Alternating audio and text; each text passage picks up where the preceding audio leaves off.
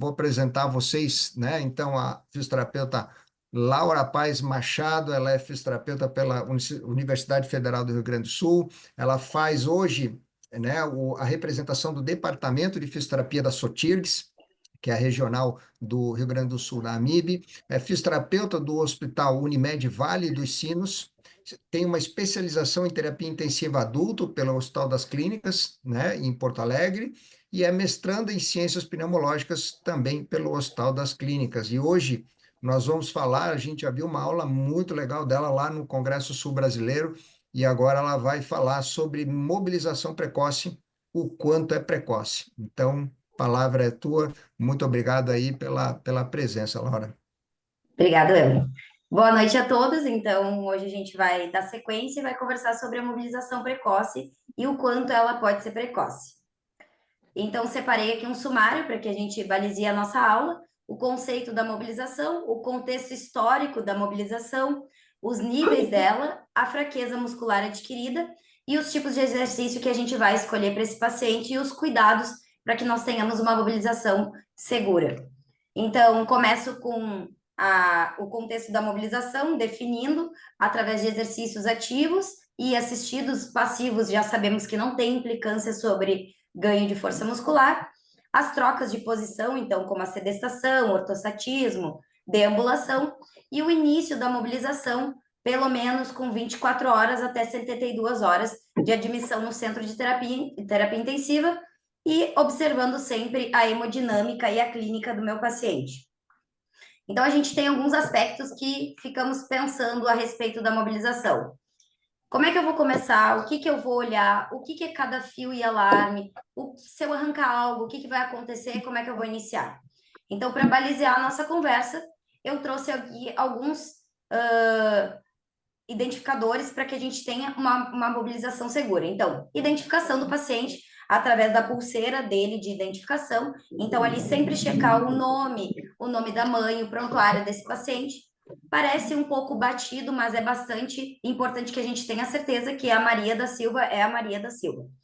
Os sinais vitais desse paciente, então, através do monitor multiparamétrico, lá em cima, a frequência respiratória, a pressão arterial desse paciente, saturação de oxigênio e a frequência respiratória. Alguns monitores nos mostram a temperatura e também a capnografia desse paciente, caso esteja sendo medida. A cabeceira desse paciente, lembrando que para que a gente previna as pneumonias associadas à ventilação, a gente tem que manter essa cabeceira entre 30 e 45 graus. As invasões que o meu paciente tem, então, se ele está com uma via aérea avançada, qual infusão que ele está recebendo, quais dispositivos que ele tem, quais tipos de dreno, e também se esse paciente tem alguma droga que impossibilite a mobilização naquele momento. E por último, mas não menos importante, o plano diário para esse paciente. Aqui engloba o plano de sedação desse paciente e o contexto geral que a equipe planejou para ele nesse dia. Digo, exames, banhos, punções, então tudo isso a gente tem que discutir. Aqui salvo que a gente tem que ter um round pelo menos uma vez ao turno para que nós passamos o plantão com os nossos colegas da nossa especialidade e depois nós possamos discutir com a equipe multi o planejamento. Então, contexto histórico da mobilização. A gente tem lá no século XX o imobilismo completo, o imobilismo vendo como maléfico e um gasto energético para esse paciente. Aí nós temos uma segunda etapa, de 40 a 80, ali no período da Segunda Guerra Mundial, e o contexto da reabilitação sendo colocado em discussão.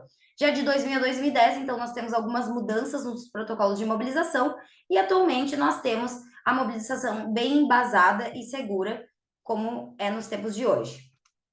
Então, aqui só relembrando que nesse período tem o contexto da Segunda Guerra, nós temos também os pulmões de aço e o boom da poliomielite, então o início de uma ventilação um pouco rudimentar, o início também e o aparecimento da terapia intensiva lá em Copenhague, um tipo de monitorização do nosso paciente já sendo discutida, e o contexto da reabilitação, onde nós pensávamos em estabilizar esses soldados pós-guerra e reabilitá-los de fato. Então, eu trago esse trabalho publicado em 44 no JAMA, onde ele já traz os malefícios de o paciente ficar deitado muito tempo. Então, seria atrofia óssea, perda muscular, constipação, dor nas costas e as sequelas crônicas do imobilismo já sendo discutidas lá em 44.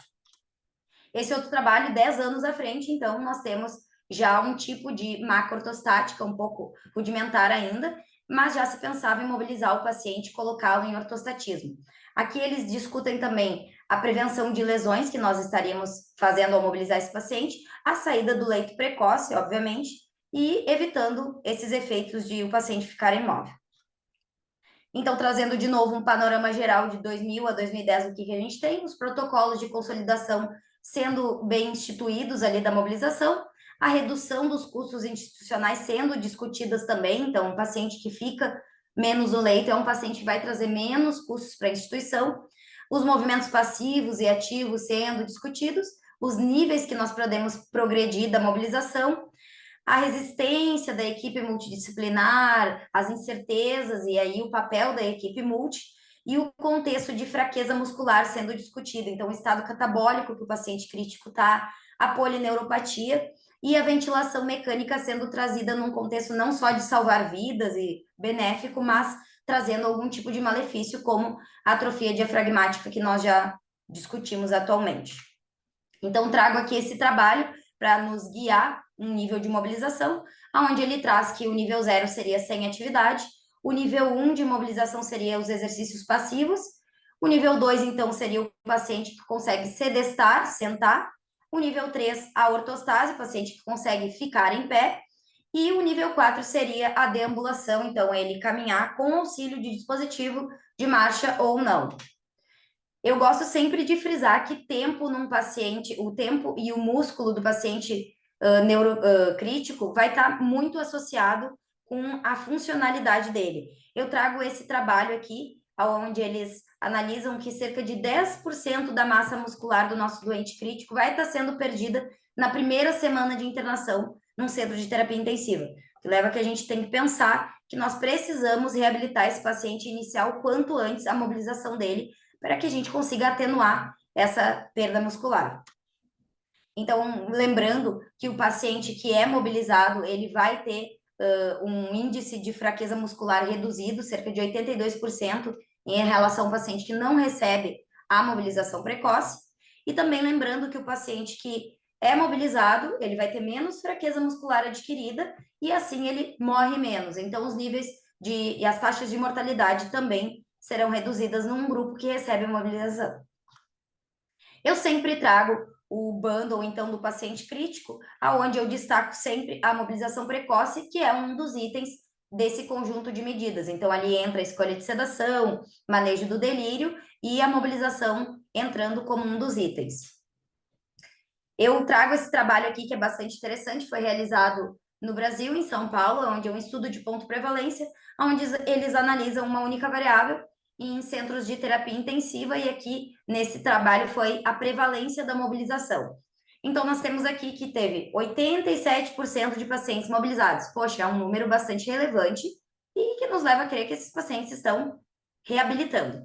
Porém, quando a gente vai para o tipo de exercício escolhido, quase a metade dos exercícios são exercícios passivos, aqueles que não terão implicância sobre ganho de força muscular, que é o que a gente mais pretende dentro de um centro de terapia intensiva, contrapondo os exercícios resistidos, que seriam o ideal para esse paciente, que é cerca de 1,6%.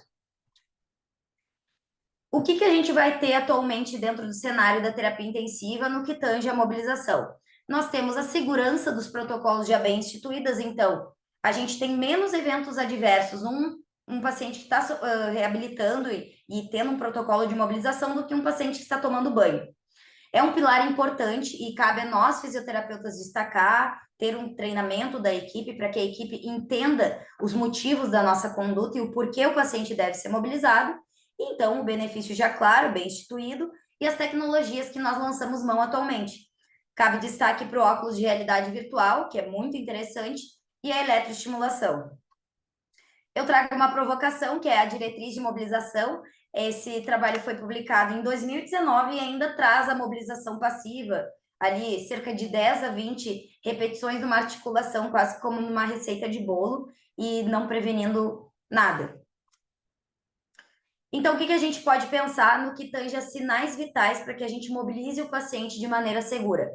Vamos lembrar da frequência cardíaca, tem que estar entre 40 e 130 batimentos por minuto. A pressão arterial desse paciente, então a sistólica, pelo menos 90 a 180, a média girando de 60 a 110, lembrando que temos um número ali de pelo menos alvo de 65 de média. A frequência respiratória entre pelo menos 5 e 40 incursões por minuto.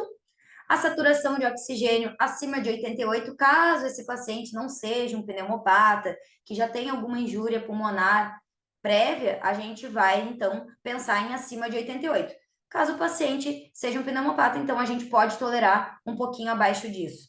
E aqui o destaque da droga vasoativa, DVA, então, que tem que estar abaixo de 0,1 micrograma quilo minuto.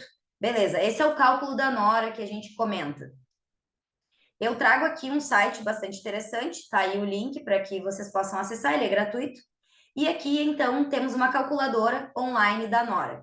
Aqui ele solicita que nós coloquemos o ml hora do que o paciente está recebendo, o peso desse paciente, o total de miligramas no soro, aí checa-se a tabela para que tenha a escolha da droga, e o ml, se ele está diluído num soro de 250, num soro de 500, então assim ele vai dar esse número. Lembrando que a gente vai mobilizar de maneira segura o paciente abaixo de 0,1.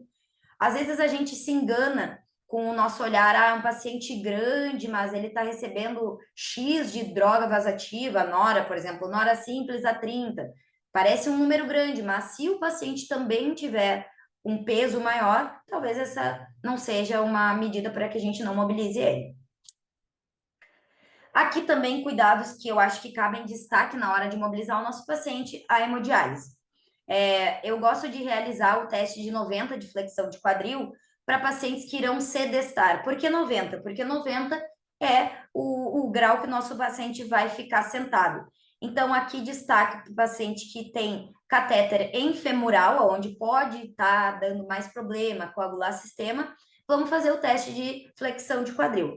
Então, a gente vai colocar a perna do paciente a 90 graus, realiza uma flexão de quadril, mantém ali por alguns segundos, até 1 minuto, estende a perna, realiza novamente. Caso esse circuito de diálise não alarme, a gente entende que isso é uma mobilização segura. A gente vai conseguir deixar o nosso paciente em 90 graus, a sedestação na poltrona ou à beira-leito. Solicitar a presença do enfermeiro. É aqui muito importante. Então, o enfermeiro entende de diálise e o enfermeiro entende de a Chile e todo o catéter ali que o paciente está recebendo. Verificar a autonomia da bateria. Isso parece um pouco batido, mas é bastante importante. Às vezes o fornecedor diz ali que a bateria tem autonomia de 1 hora. O equipamento já pode ter um tempo de uso bastante longo e essa bateria não ter mais 1 hora de duração. Não é incomum que essa bateria dure meia hora, 15 minutos. Então, a depender da escolha de mobilização e o nível de mobilização realizado naquele dia, eu vou sedestar, eu vou deambular com esse paciente onde eu necessito tirar a diálise da luz, nós vamos ter que verificar o quão segura é essa bateria para que a gente realize a conduta. E reposicionar no fim da mobilização. É importante que a gente observe antes, então aquele cuidado ao entorno e ao chegar no paciente que eu citei antes, cabe isso também. Que lado que estava a diálise? Eu tenho fio suficiente para sentar esse paciente? Eu tenho um catéter seguro para deambular com ele? Sempre verificar isso. Aqui cabe destaque também o dreno de DVE, que é um dispositivo que pacientes neurológicos podem estar fazendo uso. Aqui é imprescindível que a presença do enfermeiro seja inicialmente junto conosco. Então, além do técnico, nós vamos ter que ter a presença do enfermeiro aí. A gente não pode esquecer que o paciente que está em uso de dreno de DVL vai ter que ter esse sistema clampeado, afinal de contas, ele vai estar drenando alguma coisa de dentro da cabeça do nosso paciente. Então, nós precisamos clampear, fechar esse sistema na hora da mobilização. Posicionar em cima ou de uma maneira que fique seguro na hora do paciente. Eu digo em cima para pacientes que estão usando guinchos, jack, o dispositivo que usa para sedestar. A reposição no fim da mobilização também, então, o dreno de DVL tem uma régua, ele tem um delta de altura que ele tem que ficar para que essa drenagem ocorra no circuito, então isso cabe ao papel do enfermeiro medir e fazer todo esse sistema funcionar novamente. Desclampear, obviamente, esse circuito no final e observar a clínica desse paciente no final da mobilização. Eu acho justo colocar esse item porque aqui nós estamos tratando de paciente neurológico. onde o sensório desse paciente é muito importante para nós. Então, o paciente agitou, o paciente ficou muito mais sonolento do que o basal antes de eu mobilizar, serve para que a gente fique atento a esses sinais. E aí, o papel do fisioterapeuta dentro da terapia intensiva e atualmente? A gente vai reforçar a importância desses protocolos, a gente vai mostrar a segurança comprovada, atuar a nossa ampliação através da equipe multidisciplinar em um treinamento efetivo, a indicação clara, então, nossa, por que eu vou tirar a Dona Maria da cama e não vou deixar ela lá? Porque ela está tendo um benefício, ela está tendo menos perda de massa muscular, ela está mobilizando, vai ganhar uma alta mais funcional da UTI. E o uso das tecnologias para que a gente faça uma mobilização efetiva. Eu trago aqui imagens de um centro de terapia intensiva onde eu trabalhei em Porto Alegre. Aqui na primeira imagem, então, paciente em uso de oxigenoterapia, o cilindro estava lá atrás. Essa paciente em questão em uso de droga vasoativa, se eu não me engano, uma NTG, e atingido o nível máximo de mobilização, deambulando com dispositivo de auxílio de marcha. Na segunda imagem, o paciente um tanto quanto invadido, ainda com ventilação mecânica invasiva e em uso de várias drogas aqui, recebendo em catéter central e em uso da diálise que eu tinha citado com um catéter femoral. E isso não é um problema para nós, esse paciente pode sim sair do leito e deve. E aqui, na terceira imagem, esse paciente fazendo uso da maca ortostática, essa que eu tinha citado lá no início, naquele trabalho de 44 do JAMA, ela ainda é utilizada atualmente e ela é fundamental para que a gente estimule a ortostase do paciente. Esse paciente era já um paciente bastante polineuropata, dreno de tórax, traqueostomizado, e sim, ele vai realizar a ortostase e vai estimular uma funcionalidade dentro da UTI. E o uso das tecnologias. Então, atualmente, nós temos o fisioterapeuta lançando mão do ultrassom. Esse aparelho vai nos ajudar, claro que com treinamento, ele vai nos auxiliar a ver a parte pulmonar desse paciente e avaliar as injúrias, e também pode nos predizer alguns fatores importantes no que tange a espessura de quadríceps e alguns marcadores para nós. Aqui o uso do óculos de realidade virtual, estava testando nesse dia. Esse óculos ele é bastante interessante porque ele tem um custo relativamente barato para a instituição, gira em torno de R$ 50. Ele é facilmente encontrado na internet e ele não tem um software integrado, ele usa o dispositivo de smartphone que vai dentro dele. Nós acoplamos ali e colocamos num canal gratuito no YouTube que chama-se VR 360, se eu não me engano. E ali nós temos vários vídeos para escolher. Tem passeio no parque, pedalada de bicicleta, mergulho, até montanha-russa para os pacientes que são mais radicais. E aqui um dispositivo que não é tão tecnológico, mas a escadinha, eu estou fazendo uso, né? Quem é baixinho vai entender. Aqui, o uso da eletroestimulação. Esse paciente não poderia sair do leito ainda, ele não se enquadrava em nenhum quesito para que pudesse sair, porém ele estava recebendo a eletroestimulação. Aqui cabe nós lembrar que o paciente sedado pode sim realizar a eletroestimulação e ele vai estar realizando uma contração muscular, isso é ótimo para nós, porém o paciente curarizado em uso de bloqueador neuromuscular, se a gente olhar lá para a fisiologia e lembrar da junção neuromuscular, nós não vamos ter uma contração da fibra caso esse paciente esteja curarizado. Então, por que eu uso esse balizador? A gente tem que lembrar, o paciente recém desligou o atracúrio, o rocurônio, bom, então não está no momento ainda de eu iniciar essa eletroestimulação. Vou esperar um pouco para que o residual dessa droga saia e eu consiga ter a contração dessa fibra muscular. E aqui a paciente fazendo uso do óculos de realidade virtual, eu tinha usado o cicloergômetro com essa paciente, a bicicletinha, e ela tolerou muito mais a conduta de sair do leito e ficar sentada porque estava em uso do óculos de realidade virtual. Mas aí, quando que é precoce a minha mobilização? Sempre que eu puder ter o meu olhar clínico e hemodinâmico para esse paciente e disser, bom, esse paciente pode ser mobilizado, ele não está seguindo exatamente as 24 horas, mas ele é um paciente cirúrgico que só veio reabilitar no centro de terapia intensiva e está louco para sair da cama. Bom, podemos iniciar algum protocolo. Por isso que aqueles balizadores de sinais vitais e os trabalhos e a segurança efetiva tem que estar bem clara na nossa cabeça para que a gente consiga olhar o paciente e elegê-lo para os protocolos de mobilização. Eu trago esse trabalho aí que foi muito interessante do Cristiano, do Físio Precoce, quem queira seguir, tá aí o Instagram dele, aonde o Cristiano coloca os pacientes ainda em ventilação mecânica em pé para jogar vôlei.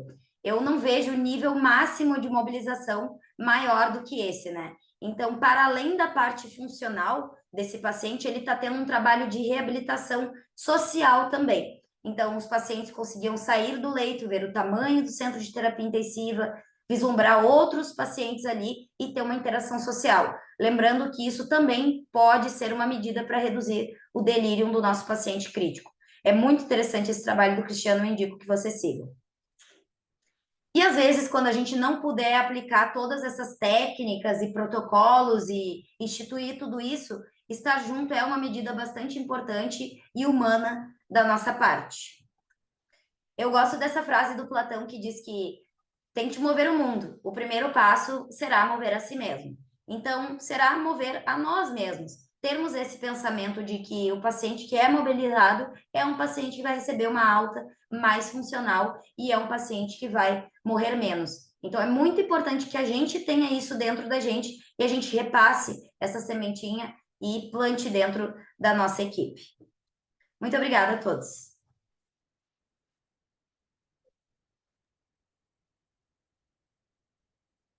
Maravilha, Laura, sensacional.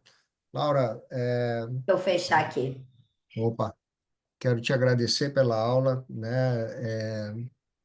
Eu acho que aí tu explorou situações interessantíssimas. A gente está falando, né, desde da importância da gente reconhecer os clássicos, né, critérios de segurança, né? Isso aí é uma coisa essencial para a gente conseguir ser o mais precoce possível, né? É, abordou duas coisas que foram dois extremos, né? Eu achei que isso é sensacional e traz uma reflexão boa para nós, que é basicamente, né, a gente pensar no quão novas tecnologias ou quão tecnologias por si só podem não só potencializar a mobilização, ou seja, a pessoa não perceber quanto tempo ela está pedalando porque ela está usando um óculos de realidade virtual, né? Mas também estratégias simples, né? Quando a gente não tem nenhum tipo de recurso, né? E tu pegar um barbante e um balão, né? Isso pode tornar uma mobilização que às vezes ela é muito mais elaborada do que às vezes a gente usando uma tecnologia é, é, mais avançada, digamos assim, né? Então, é isso mesmo. Eu quero abrir para alguém, se alguém quisesse, né, fazer alguma pergunta, eu vou ler umas perguntas do chat, mas se alguém quiser abrir o microfone aí, fica à vontade. Ó, se ninguém vai perguntando, eu vou falando aqui, ó. O Leonardo perguntou, né, o óculos virtual seria acessível para hospitais? Com certeza, ele é muito acessível. Eu acredito que uma tecnologia de R$ 50 para o centro de terapia intensiva é um custo baixo, relativamente baixo, e contrapondo os óculos de realidade virtual que tem um software integrado que custam mais de R$ 2.000, o de 50 é uma alternativa, né? Para que a gente tenha dentro dos hospitais. Boa. Eu acho que é isso, né? Existem vários modelos. Uma das pessoas aí que hoje, né, não só. A gente fala muito rede social, né? Eu não gosto muito de rotular, né? Que a gente vá desenvolver a nossas trocas, digamos assim, como profissionais, pensando só em redes sociais, né? Mas, por exemplo, o Darlan, lá de Curitiba, é um dos caras que explora muito diferentes tecnologias, ele sempre está postando, né, sobre diferentes recursos, o que pode ser usado e tal, né? E ele fala muito de um óculos que é o Odyssey 3. Não, agora já, eu acho que é esse, né? É isso aí, Eu né? sei qual é o óculos, eu já experimentei Isso. ele, é muito legal. Que é o mais top, digamos assim, né? Uhum. Que ele vai te dar uma série de recursos e tal, né? Mas a gente sabe que existe óculos mais baratos, né? E que isso pode ser, às vezes, incorporado, né? De uma forma, é, é, talvez um pouco mais rudimentar, mas que às vezes vai ter o mesmo efeito, né? E aquela coisa de tirar um pouco o paciente da terapia intensiva, né? Com Deixa eu certeza. aqui, ó. Como é importante incluir o conhecimento técnico do enfermeiro para nortear o nosso exercício e assim tornar a mobilidade mais segura, né? A Valéria estava falando aqui. Sensacional, Valéria. É isso aí. Ó, A gente sabe que, assim, pá, né? Se a gente não tiver um bom enfermeiro, um enfermeiro que entenda, né, a importância de estar junto dentro do processo de mobilização, a gente não consegue fazer nada dentro da UTI, né? eu sempre digo que sozinha eu não consigo mobilizar o meu paciente, principalmente o paciente crítico, né? Não tem como. Ó, o Lucas botou aqui, ó, ficou com uma dúvida sobre a mobilização dos pacientes com derivação ventricular externa, né? O clampeamento não impactaria o aumento da PIC durante a mobilização? Então depende, a gente vai ter que certificar se esse paciente tem pressão intracraniana aumentada ou não, e claro, vai ser rápido essa técnica, né? A gente vai imediatamente após sentá-lo ou colocar a sedestação à beira-leito, nós já vamos desclampear esse dispositivo. Então, os guidelines trazem para clampear durante a mobilização e logo após já desclampeia, de maneira segura. Isso tem um pouco de lógica, né? Porque quando a gente faz um certo esforço físico, né? Que tu faça um pouco daquela prensa torácica, aquela manobra de Valsalva, né? Isso. Isso pode fazer um esvaziamento, né? Desse líquor aí, de uma forma mais agressiva, e aí isso depois ficar com baixa pressão intracraniana também, até excessiva, né? Isso faz um Exato. certo sentido. Só comentando um pouco sobre isso, que isso é uma coisa que sempre, assim, eu vou te dizer, eu tenho um certo, não é um pensamento conservador, mas uma coisa que eu reluto um pouco é quando a gente tem pacientes com derivação ventricular externa, é, e a gente está falando em deixar, às vezes, o paciente sentado muito tempo, tá? A gente tem hoje um padrão dentro dos hospitais onde a gente trabalha, a gente deixar um tempo alvo de 2 horas. Isso é uma coisa que não está descrita exatamente na literatura, mas a gente deixa um alvo de 2 horas. Se o paciente cansa antes, ele volta antes, é prioridade. Se ele quiser ficar mais, como alguns pacientes querem, ele pode, se ele tiver estabilidade e tal, né? Só que o grande desafio, né, isso não é uma contraindicação, eu deixo claro, né, para mobilizar pacientes com DVE, mas a grande preocupação é manter, né, o pavilhão auditivo àquela distância Alinhado. do gotejamento, que normalmente é 15 centímetros, mas dependendo do neurocirurgião, isso pode ter, né, alguma orientação específica, mas é manter esse gotejamento, né, bem posicionado. E isso, alguns recursos, né, por exemplo, assim, ó, como uma mesa ortostática, tá, é sensacional para esses pacientes, porque mesmo que o paciente, né, fique meio sonolento e tal, né, ele não vai, às vezes, conseguir realmente tirar aquele nível que foi setado, da Na DVE. poltrona ele pode escorregar eventualmente e a gente perder esse delta, né? Aí tem Então, que ficar de olho nesse sentido, exato. isso. Ó, Milena aqui, ó, perguntou, Laura, Yuri, pensando em otimizar o tempo que é curto, muitas vezes dentro da unidade, sempre é, né, Milena? Sempre. Né? Saber eleger melhor o paciente para mobilizar precoce seria o mais indicado, Laura? Com certeza, com certeza. A gente tem que pensar no paciente que é elegível para aquele dia, para o tempo que a gente tem. Então, o gerenciamento do nosso tempo também cabe ao fisioterapeuta. A gente sabe que seria o ideal mobilizar todos os pacientes no seu nível máximo, mas às vezes não dá. Então, a gente tem um fisioterapeuta para 10 leitos de terapia intensiva e às vezes temos 8 pacientes que podem sentar na poltrona, 3 entubados, imagina, o tempo é curto, né? O que eu gostaria de comentar ali, né? Isso vem de encontro, né, Milena? Isso é um desafio diário nosso, principalmente às vezes quem trabalha em hospitais SUS, né? Onde o dimensionamento de equipe ele é mais limitado, existe pouco investimento, né, em relação à equipe de fisioterapia. É, o importante é a gente ter o máximo de bom senso possível, no sentido de eleger prioridades, né? E eleger prioridades e sempre lembrar de critérios de segurança, né? A gente sabe que Uhum. tem alguns critérios que são aqueles clássicos que a Laura passou ali, né? Mas dependendo de uma ou outra população, né? E eu vou falar, por exemplo, do paciente oncológico, tá?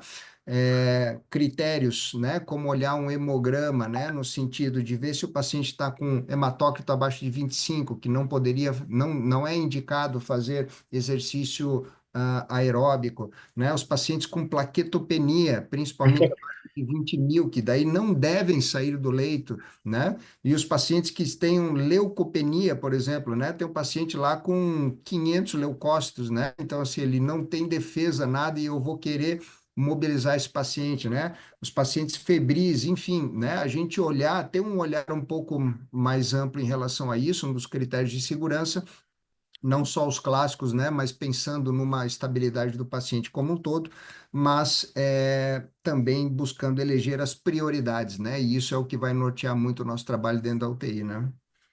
Exatamente. Lucas botou aqui, ó, gostei bastante da informação durante a aula sobre a taxa de eventos adversos ser maior no banho do que na mobilização. Poderia disponibilizar essa evidência que traz esse dado, Laura? Sim, posso. É o estudo NURSE. Depois eu compartilho ali. Eu não Tu sei onde é consegue que está botar aqui no no meu chat? computador, mas eu consigo compartilhar. Tá.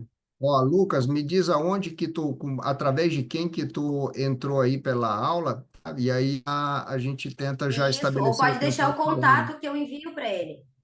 Ou bota o contato aí, né? Exatamente, tá? Deixa eu ver aqui. Tá. Eu só, assim, ó, falando uma coisa sobre mobilização, eu estava lendo um artigo que foi do ano passado, do Jean-Louis Vincent, né, um dos médicos intensivistas aí mais respeitados no mundo, né, que fala sobre diversas coisas, mas ele é muito entusiasta em relação à mobilização passiva, né, vários artigos deles e vários é, é, palestras dele são relacionadas à mobilização precoce. Então, isso traz um, uma alegria grande para nós, né, de ter uma pessoa tão, ó, bom samaritano, governador Valadares, olha aí, ó, deixou ali, Legal. ó, o e-mail ali para ali, Laura, dá uma olhada no e-mail dele ali.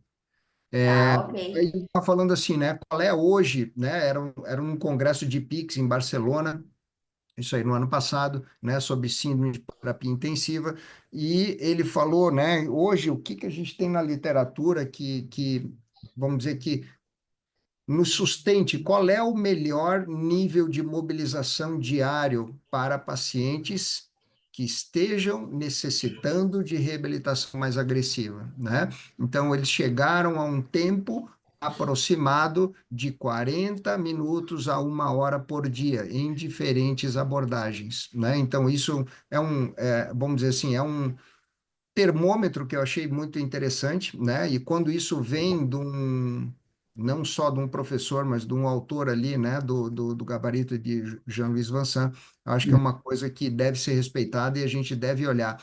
E se a gente for pensar, né, Laura, eu não sei essa troca de experiência, mas a gente, dentro dos nossos serviços também, o que a gente vê hoje, quando a gente pensa numa mobilização agressiva, a gente está pensando em mais ou menos em 1 hora por dia, ou seja, 2 sessões mais agressivas e uma noite, né, de tu ter lá um cuidado respiratório, né, aquela coisa ali de manutenção do paciente para ele estar bem no dia seguinte de novo, para ele, né, no período tarde e manhã, ele trabalhar mais ou menos por esse período aí, né? Eu acho que isso Exatamente. é interessante. Mas esse tempo é bastante grande, né, Yuri? 1 hora com o paciente, imagina. É, muito. Certo tempo. Sim, sem dúvida. É, pessoal, vamos lá, tem mais alguma coisa aqui, ó. Ah, tá aqui, ó. O Lucas escreveu, né? Estou estudando esse assunto de doutorado. Aí, ó. Olha que legal. Obrigada Parabéns, pela né? contribuição aí, Lucas. Muito bom. Turma, alguma colocação a mais aí? Alguém gostaria de comentar mais alguma coisa, trocar uma ideia, falar alguma experiência própria? Yuri, quer falar dos próximos encontros? Boa, Hum, pô, excelente, bem lembrado aí. Parabéns, Laura! Maravilhosa a Obrigada, aula. Val. Tem gente pedindo a tua aula. Aí eu falei, eu vou pedir para ela, se ela puder disponibilizar só o PDF, os points, pode tirar as fotos, que é um enfermeiro que trabalha com a gente lá no HC e é um mestre, um professor. Aí eu falei, ele falou, que aula maravilhosa. Aí eu disse, não, pode deixar que eu peço para a Laurinha e mando para você. É o Com Júlio, certeza, tá querido. bom? Beijo, parabéns, gente, um orgulho. Beijo. Boa.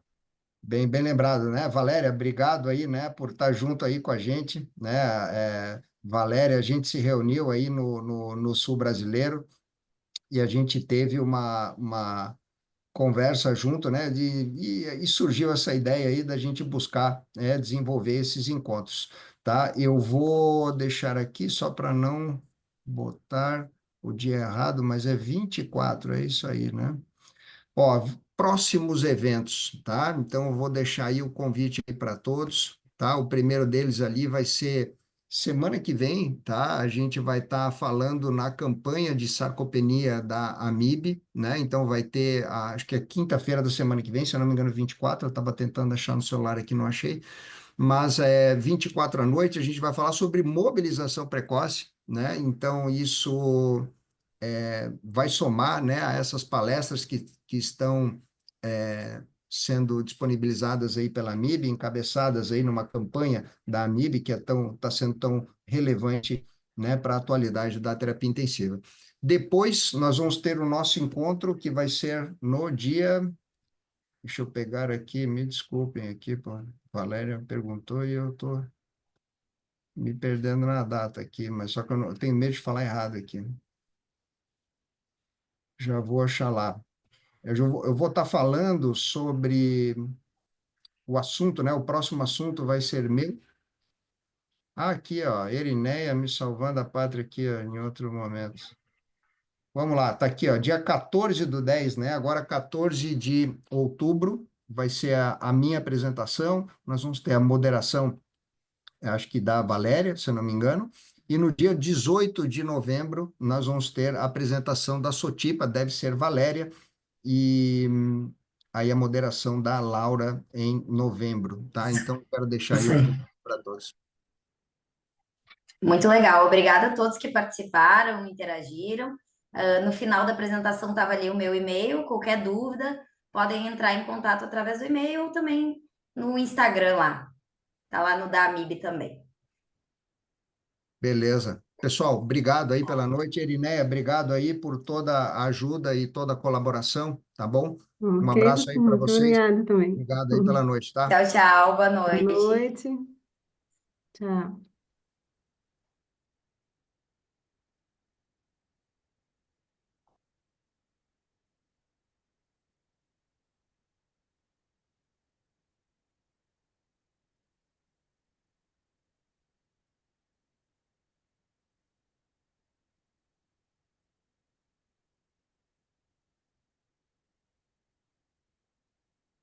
Ô, Periné, obrigado aí, me salvou quando eu fui buscar aí as datas aí, viu? Obrigado pela colaboração, tá? Eu vou te postar umas fotinhos ali da aula